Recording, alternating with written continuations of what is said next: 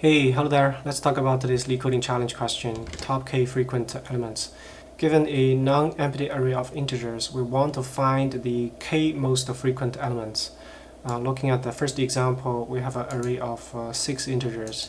In terms of their frequency, 1 appears 3 times, so it's the single most frequent element. 2 appear 2 times, it's the second most frequent one. 3 is the least frequent element, it only appears once. So if we want to ask for the 2 most frequent elements, it will be 1 and 2. So as you can see here, we are comparing the elements based on their frequency in the array. We can do a single pass to process this input array into some kind of element to their frequent mapping. And what we can do after that can vary. The simplest approach is just going to be sort the elements based on their frequency we just calculated. After we sort the elements, we take the top k. So that's the simplest solution to this problem. So let's just do a bit of analysis about the time and space for this and go from there. So for our analysis purpose, let's assume that the array contains n numbers and m of those numbers are unique because there are duplications. So the first step is to generate the element to its frequency mapping. So this takes order of n time. We have to process the array one time to count the number of times each element appears. So the second step is to sort element by their frequency. So this would take m log n time.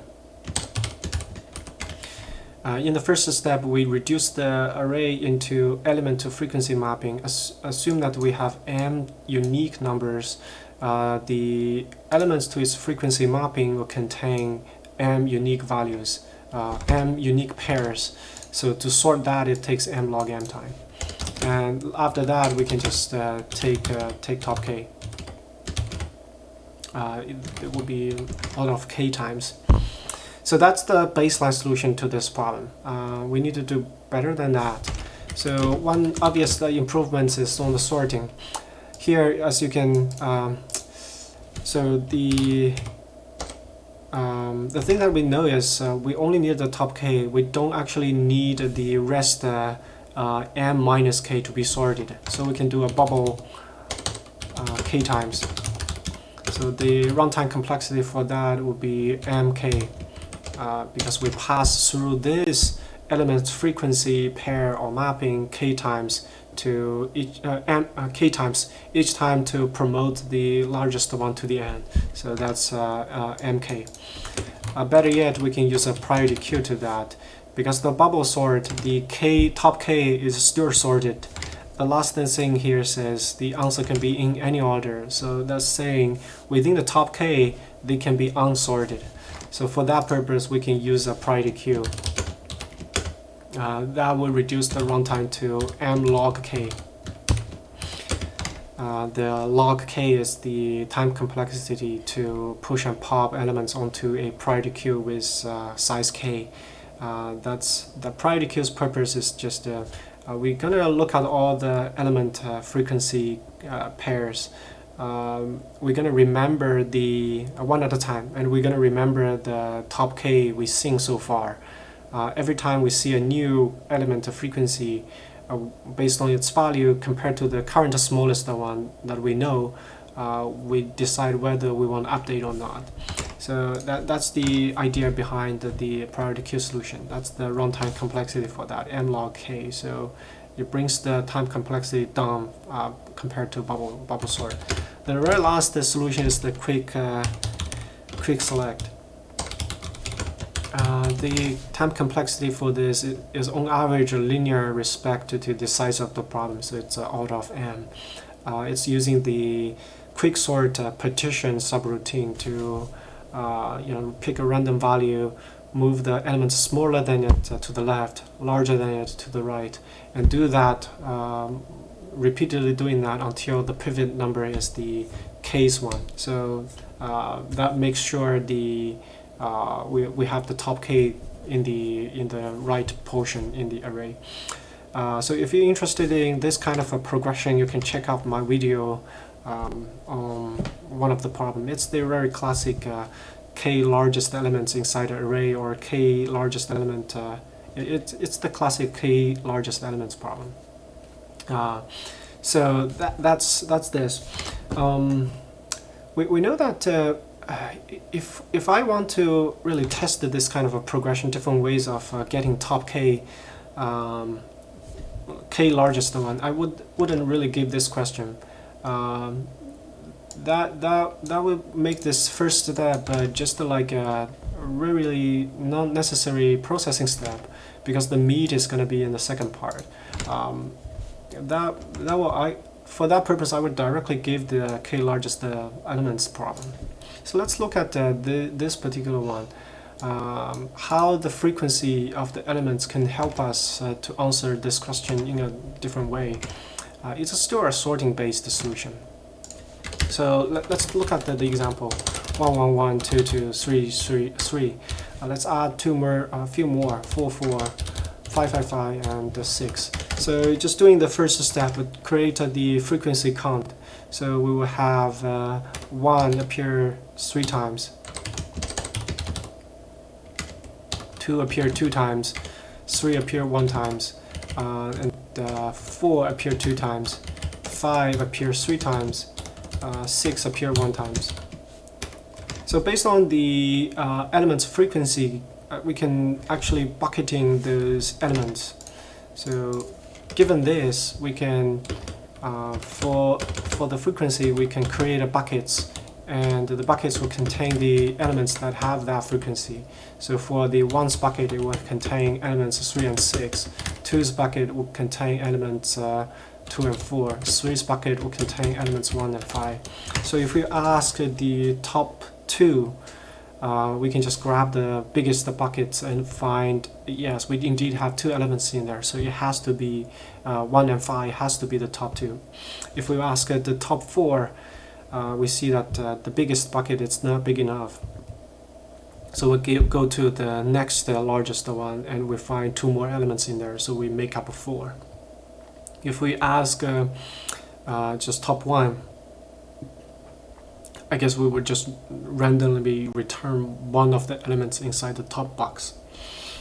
Or if you want to sort the elements in some secondary order, we can just do a simple sort in the bucket to get the ideal ordering.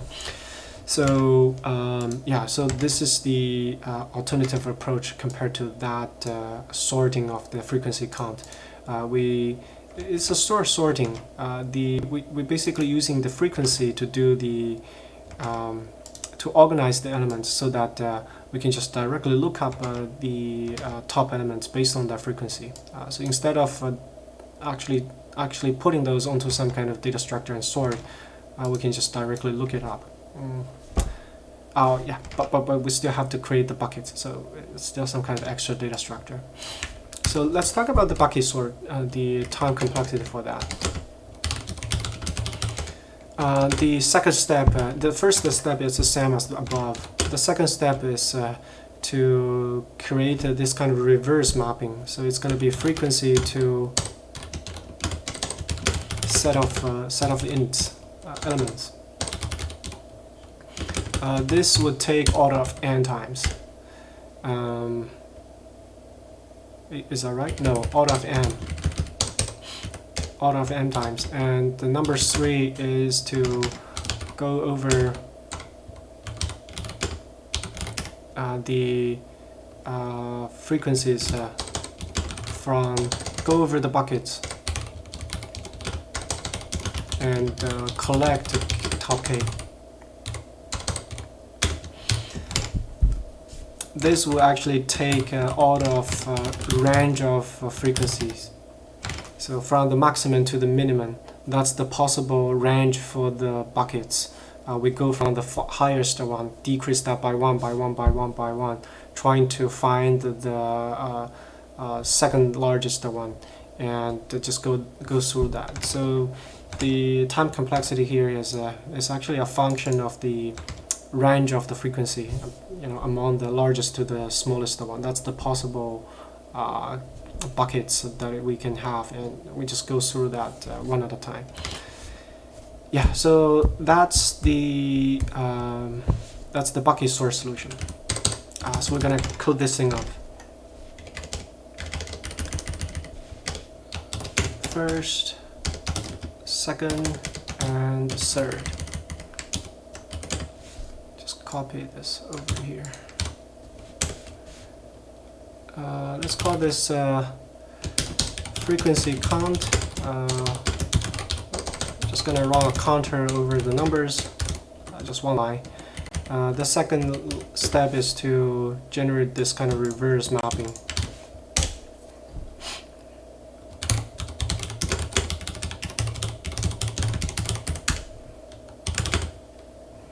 For the element and frequent inside the frequency count, let's call it cons.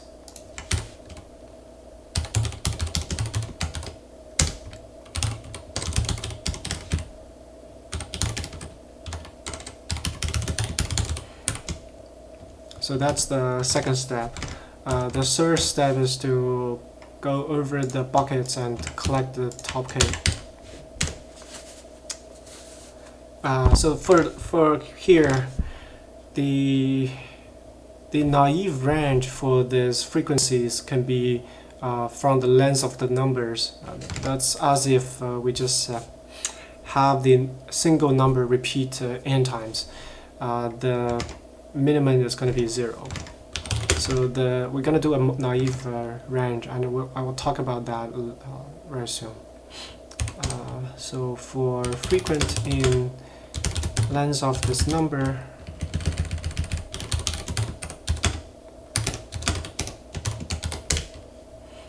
decrease that towards 0. We'll use some placeholder to hold the result. Okay.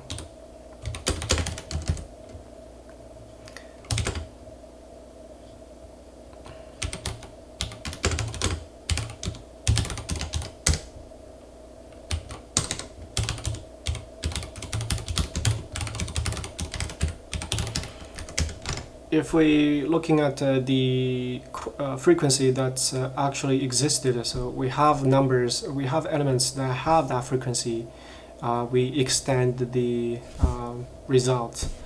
Once we collected enough, we should break.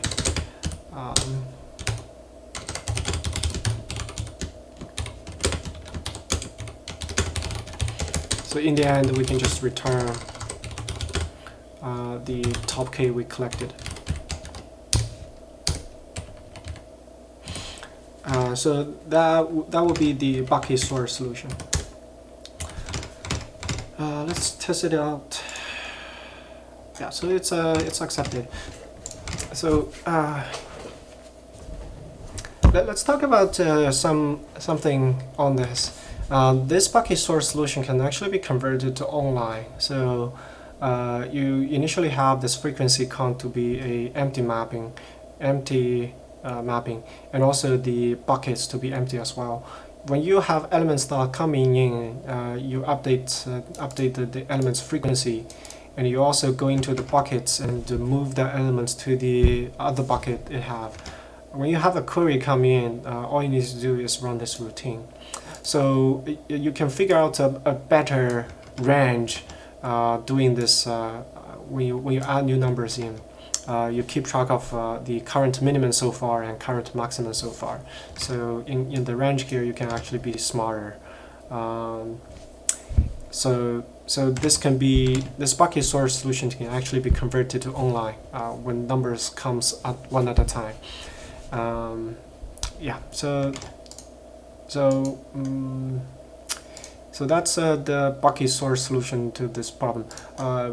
Anyway, if you're interested in this kind of progression, you can check out my top K video, one of my previous top K video that talks about I think at least the priority queue and also the quick select.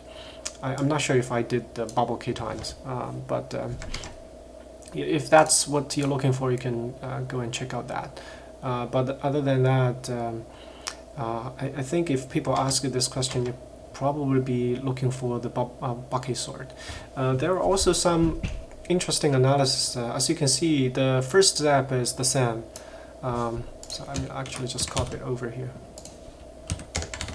The second step, the bucket sort is faster than here, but the last step, when you actually go over to collect the top K, bucket sort can be slow, and the time complexity for this is tricky.